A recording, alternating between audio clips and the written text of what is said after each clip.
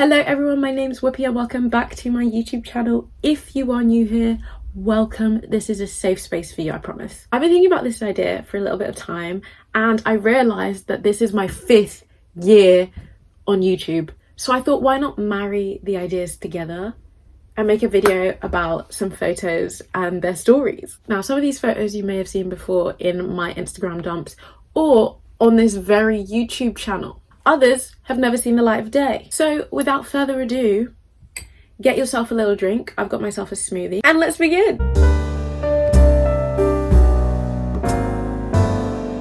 Okay, first story is me about to see tiny habits. We're starting with the saddest story and working our way up, so buckle up kids. In this photo, I'm actually okay. I'm actually happy, I'm safe, I made it into the venue, I got a lemonade. This photo was proof to my mum that I was alive and well and safe. I would say about 10 minutes later, the anxiety fully kicked in and it got to the point that I was crying to one of my best friends on the phone, being like, why am I here? I feel like I should leave. What is going on? And my bestie is literally trying to calm me down so I don't have a panic attack. And you're just wondering, how did we get here? And honestly, I don't know. Point is, it was a really rough solo concert journey for me. And honestly, by the time the support came out, I had gotten a grip, I was breathing, it was okay. I do feel like the people around me who heard that phone call must have been like, girl, should you be here? Now, the next one we're going to talk about is my first solo concert of 2021, which was Alexander 23's first UK headline show. There are so many stories I have from that one day, but we're going to focus on 2. First one being this photo. Maisie Peters, everybody! She was attending the show supporting Alexander 23 because they're friends. And she's also friends with Tommy Lefroy. I had no idea she was there because I was right at the front. She was actually near the back until me and the friends that I just made were walking out and I went, she kind of looks like Maisie Peters. And lo and behold, it was. So we were all like, oh my gosh, should we try and speak to her? So we're waiting our turn. Security kick us out of the main room. They're like, do it elsewhere. So while we're going, I'm walking with her housemate and she... Girl, I hope you're well wherever you are. Now, I should note here that by this point, I've done 2 Zoom calls with Maisie. I've spoken to her through Instagram DMs. But I always take digital conversations in media with a pinch of salt because you might feel more meaning to something than someone else does. Also, at the end of the day, the internet scares me. So because of that, I didn't think she'd remember anything about me. She sees me and she goes, I know you! You're one of my friends on social media on one of the platforms. And I'm like, oh my gosh, yes, it's Bupi. Hi girl, nice to see you again. We have a hug, we have a lovely chat. We gas over the fact that we're both West Sussex girlies. And then we get some cute photos. I think it's crazy that I then didn't see Maisie Peters live in concert for another 2 years. Now onto this photo with the man himself, Alexander 23. We're in this bar room. There's a few of us concert goers left. I'd say literally like 4/5 of us max. The rest of the people in the room are his team or his bandmates or his pop star friends who have come to support him. So me and some of the girlies are by the bar. We're all waiting to be served. And then he walks in and he does his rounds. When I say he spoke to every single person in that room, whether he knew them or not. So now he's made his way to us and I'm the last person to be said hi to. And I'm thinking, oh crap. I was feeling a bit nervous but also unsure because during the concert he kept looking at me. I'm never one to believe that that artist while they're doing a concert is looking at me directly. Also, I was thinking he probably can't see and he's probably just doing crowd control. It got to a point that even the girl next to me was like, I think he's recognized you. And I said, nah.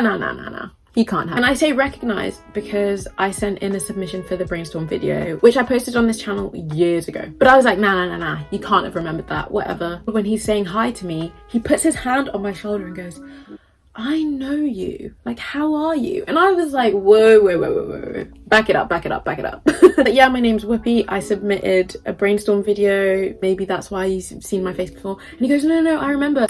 How are you? If you want me to cry, I will. Because mental health can make you feel like that sometimes. Had a great conversation and then it was time for photos. Now my friend Liv was taking our photos and she said at one point, smile. So I went, crap, have I just been smiling in my head? So I did a super big smile and she goes, no, not you.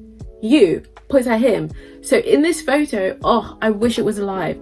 You can literally see the moment where I feel so betrayed and I'm like, wait, you're not smiling? What do you mean you're not smiling? And that was literally just that interaction in the photo. And as a sassy queen myself, I love meeting a fellow sassy queen and I love that she did that for me. And then he did smile after that. I want to talk about this sweet photo of me and my platonic soulmate, Jemima. I think this was one of my favourite weekends last year, and there weren't that many. This photo just really emulates chaos. Basically, I'd taken her out for a day in my hometown to do some fun things, to show her some places. And then I took her to a photo booth. We listened to the guy giving us the instructions and all that jazz. But then when we were in there, the timer was going down. I hadn't finished applying my lip balm, and Jem thought this was the perfect time to get a photo out. And that's why I love this photo so much. How I met Adam Melcher. So it was his concert day, and I was in town preparing to go for the concert. I'd never been to this venue before, so this was me post-scouting the location and realizing, oh, I don't need to queue, this is gonna be fine. So then I went off to find myself a drink. I was listening to my anxiety playlist because I was feeling a bit nervous, and Past Hound comes on, which is literally, I think,